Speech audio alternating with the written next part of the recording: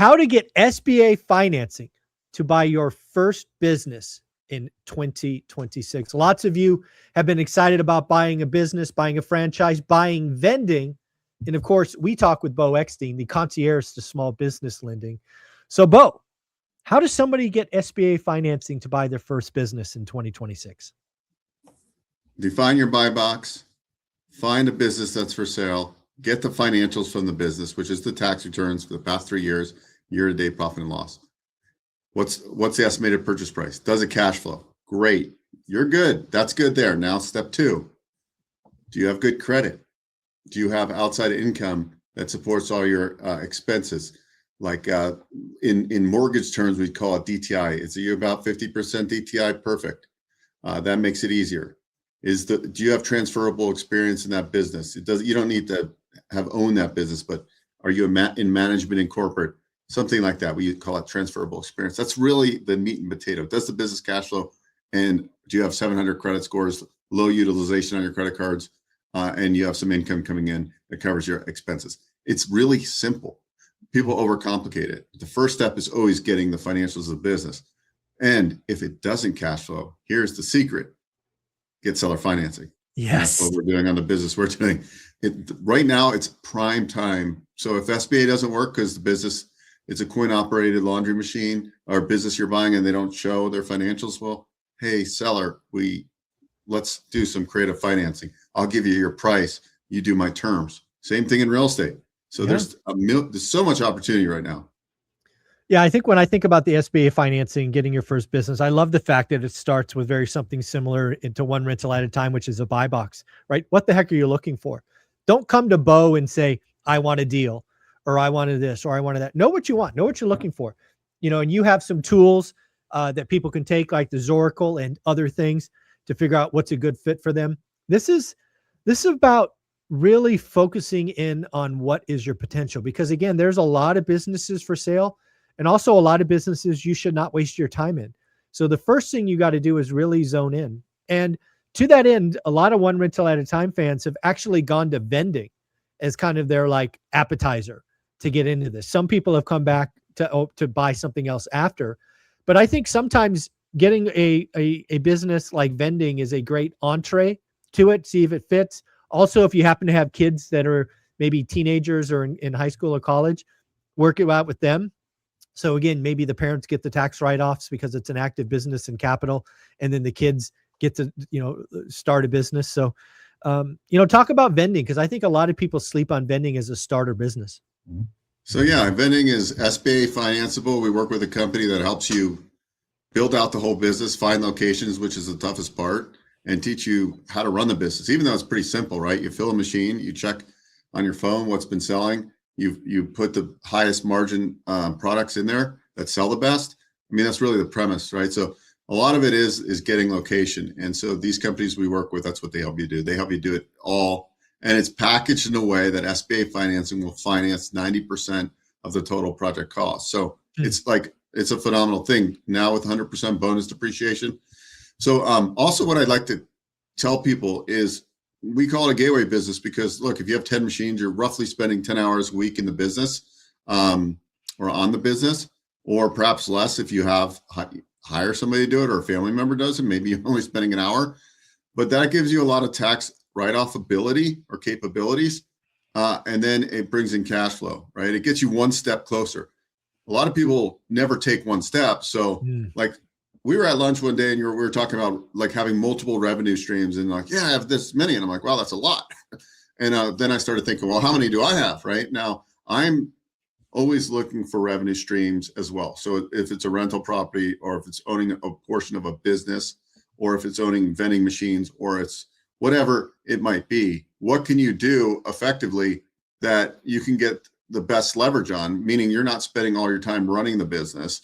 But I want to stress this point. And it's the same thing in real estate.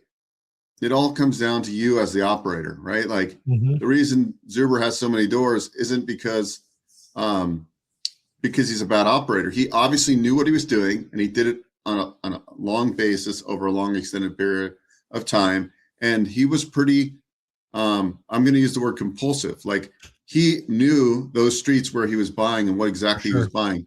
So I think like that's the difference, right? Like you look around, why are some people more successful than others? It's because some people can have delayed gratification and they realize that there's no like one way to get rich quick, but if you compound your efforts, and that's what I've realized. I've realized that, look, you got to just get started.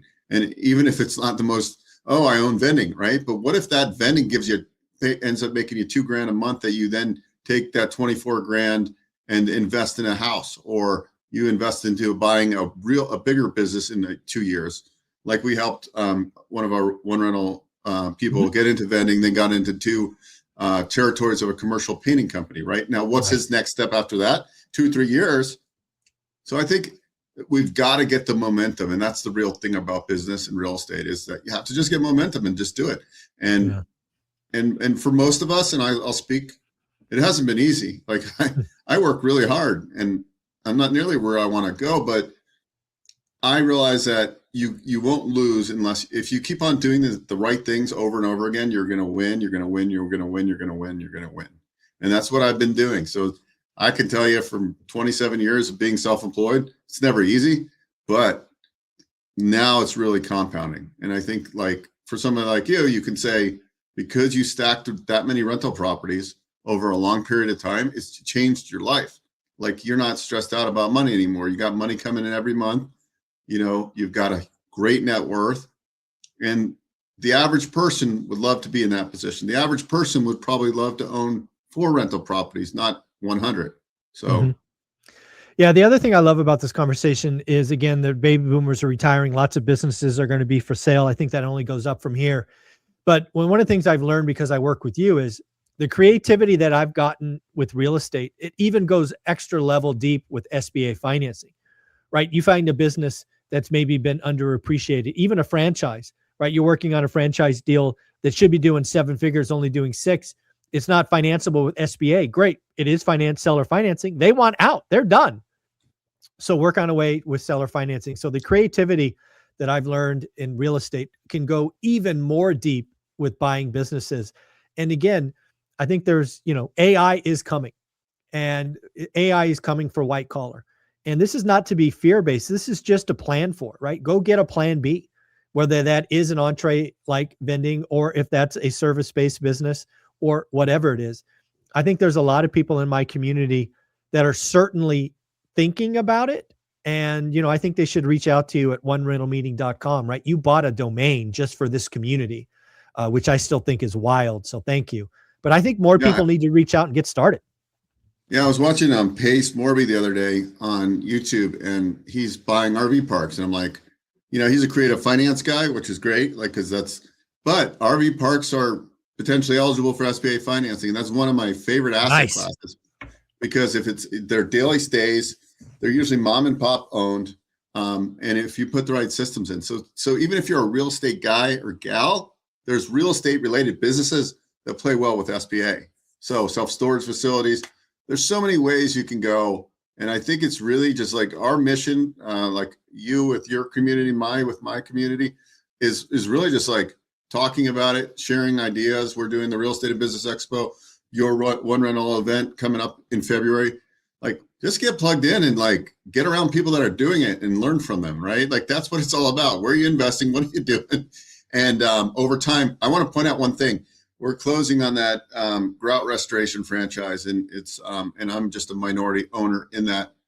But our business model is actually doing that. And so what we found out, what our thesis is that we're harvesting young emerging entrepreneurs. They might not be young, but emerging entrepreneurs that have all the tenacity, just maybe don't have the financial capabilities. And we're helping them find these franchise resale opportunities like we're buying, and we're going to do that over and over and over again. So my goal this year is to do 2 or 3 more in 2026, where I'm not the operator. I'm just investing a little bit of money with some partners, and we're helping these younger people, or these people that are in a position where they're a little bit behind, but they've done the right things in life. They work hard. They just didn't have the financial literacy, or something hit them later in life. So I think there's a tremendous opportunity in franchise resales right now. So I actually built an SOP for my VAs to go out, and we're putting all the inventory together. So we have where these because the reason it's hard is because it's fragmented, right? Just like finding flip deals, right? It's hard because there's a million people looking, and you got to find the hidden gems or have like a source to a great wholesaler.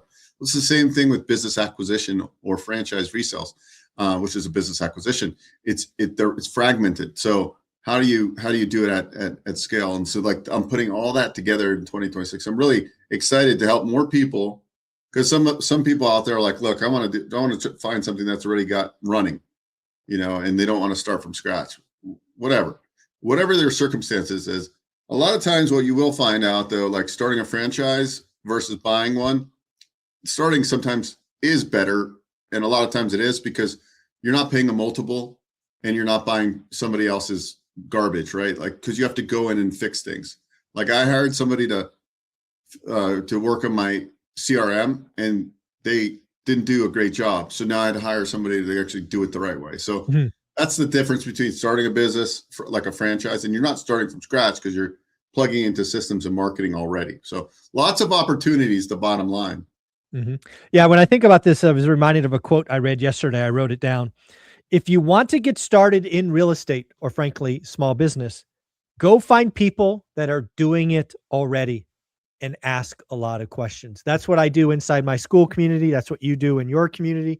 We're here to help everyday wealth builders. That's why we show up each and every week. Bo, I appreciate you. Happy New Year's. Where can people reach out? onerentalmeeting.com. And yeah, I look forward to a great 2026. I think 2026 is probably going to be a breakout year for many of us. I think if you really get focused and get motivated and keep things simple, I realized just keep it simple.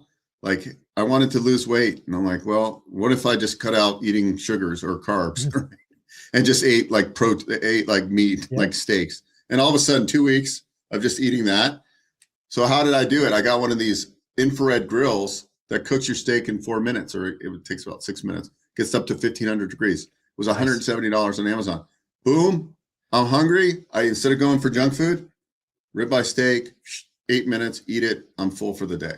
There you go. Also, if use you that for get business. go out and walk some more, Right. you will do that as well. Bo, you're amazing. Take care. Happy New Year. Thank you.